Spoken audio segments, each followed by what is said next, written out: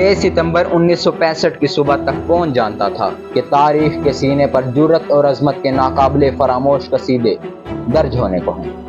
کسے معلوم تھا کہ سرزمین پاک و ہند لا الہ الا اللہ محمد رسول اللہ کے ماننے والوں کی غیبت و حمیت سے دہلنے والی تھی؟ اور کس نے تصور کیا تھا کہ اس مملکت خدا داد کی حفاظت کے واسطے بوڑھے بچے اور جوان اپنے سینوں سے ایسی دیوار تانے کھڑے ہیں جو دشمن کی توپوں کو کسد کر دے گی؟ اور پھر 6 ستمبر 1965 کی صبح ریڈیو پاکستان گونجتا ہے۔ پاکستان ہے، صدر پاکستان فیلڈ مارشل محمد ایوب خان قوم سے خطاب فرمائیں گے۔ میرے عزیز ہم وطنوں، السلام علیکم۔ 10 کروڑ پاکستانیوں کے امتحان کا وقت آ پہنچا ہے۔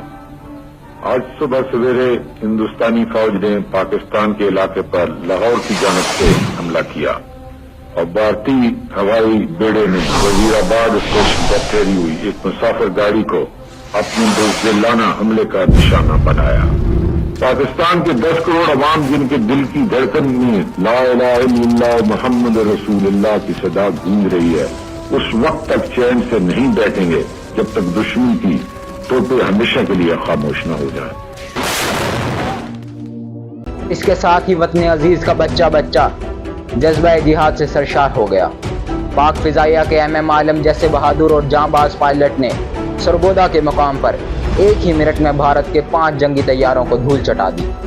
یہ آج بھی ایک عظیم ریکارڈ کے طور پر Guinness book of world record میں موجود ہے۔ ہوائی اڈے کے ارد گرد ہائی ٹینشن وائرز ہیں، ان کی یہ تقریباً 100-200 فیٹ ہوتے ہیں، تو ایک ان میں سے جہاز کلائم کیا، اس کو میں نے میزائل مارا اور مجھے پتہ بھی نہیں لگا کہ وہ کب پائلٹ کاکپٹ سے نکلا۔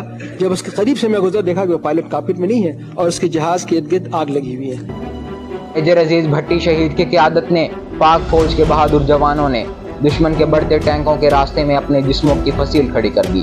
وطن کے ان غیور جوانوں نے اپنے سینوں پر بارود باندھ کر 120 بھارتی ٹینکوں کو دفن کر دیا تھا، اور یوں لاہور کی سڑکوں پر ناشتہ کر کے اپنی فوج سے سلامی لینے کے بعد لاہور جم خانہ میں جام سے جام ٹکرانے کے لال بہادر شاستری کے خواب چکنا چور ہو گئے۔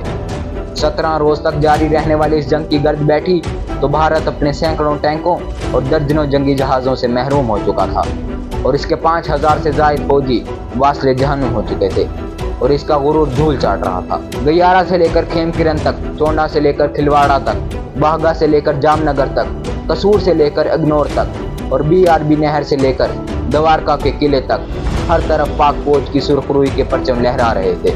اس سنہری تاریخ کا ایک ایک لفظ جو ہمارے شہیدوں کے لہو سے درخشاں ہے، یہ عظیم دن ہمیں شہیدوں کی قربانیوں، غازیوں کی جرأت اور اپنے اجداد کی وفاؤں کی یاد دلاتا ہے۔